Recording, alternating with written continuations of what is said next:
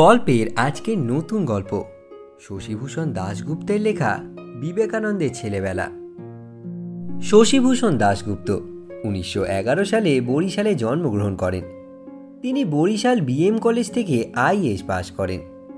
তার উল্লেখযোগ্য গবেষণামূলক বই শিরোধার ক্রমবিকাশ, দর্শনে ও সাহিত্যে, ভারতের শক্তি সাধনা ও শাক্ত সাহিত্য ইত্যাদি।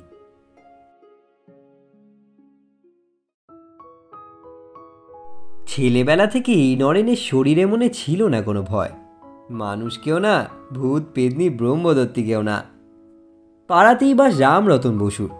তার বাড়ির এক কোণে ছিল মস্ত বড় একটা চাঁপা ফুলের গাছ। তার গোড়ার দিকে ছিল বেশ বড় দু একটা ডাল।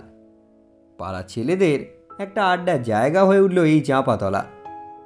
এখানেও গেছো সর্দার নরে। তারা সব চাঁপা ফুল তুলতেই আসে না, তারা গাছের শক্ত মোটা ডালে দোল খায় আর সেখান থেকে ডিগবাজি খেয়ে পড়ে মাটিতে। বুড়ো রামরতনবাবুরে হয়েছে এক অশান্তি। ছেলেগুলো সময় অসময়ে এসে হইচই করে যেমন যন্ত্রণা করে, তার চেয়েও বেশি হলো তার দুশ্চিন্তা, কখন কোনটা পড়ে গিয়ে হাত পা ভাঙে। তিনি বকুনিতে দেখেছেন স্থায়ী ফল কিছুতেই হচ্ছে না।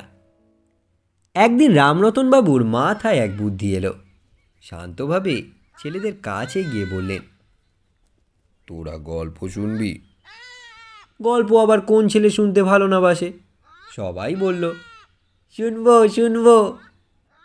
চাঁপাতলাতেই বসলেন রামরতনবাবু ছেলেদের নিয়ে, জমিয়ে গল্প বলতে লাগলেন।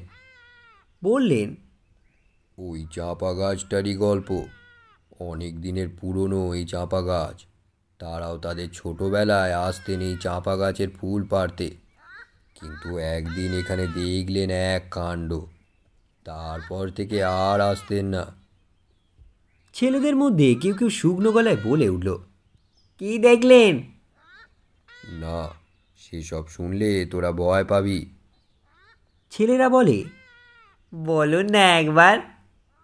রামরতনবাবু চোখ দুটো গোল্লা পাকিয়ে বললেন, দেখলাম এই গাছটার ডালে এক ব্রহ্মদত্তি। নরেন বলল, কীরকম চেহারা? সে ভয়ানক চেহারা। নিশুতি রাতে একখানা সাদা চাদর মুড়ি দিয়ে ঘুরে বেড়ায়, আর যারা এই গাছটাতে চড়ে তাদের ঘাড় মোটকে দেয়। গল্প শুনে কেউ আর মুখে কোনো শব্দ না করে যে যার বাড়ি চলে যায়।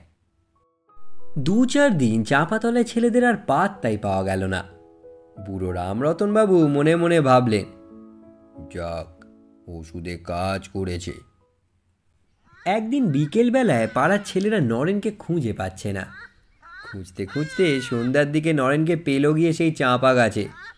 নরেন একা একা বসে আছে সেই চাঁপা গাছটার নুয়ে পড়া ডালটায়। দূর থেকে এই ছেলেরা জিজ্ঞাসা করল, কিরে নরেন নাকি? উত্তর এলো, হ্যাঁ হ্যাঁ। কি করছিস ওখানে? দোল খাচ্ছি। ছেলেরা দূরেই থমকে দাঁড়িয়ে রইল।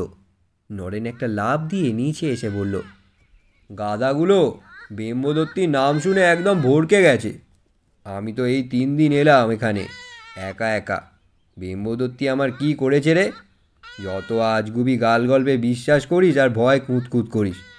হুহ, নিজে চোখে না দেখে কখনো কিছু বিশ্বাস করবি নে, এই বলে রাখলুম।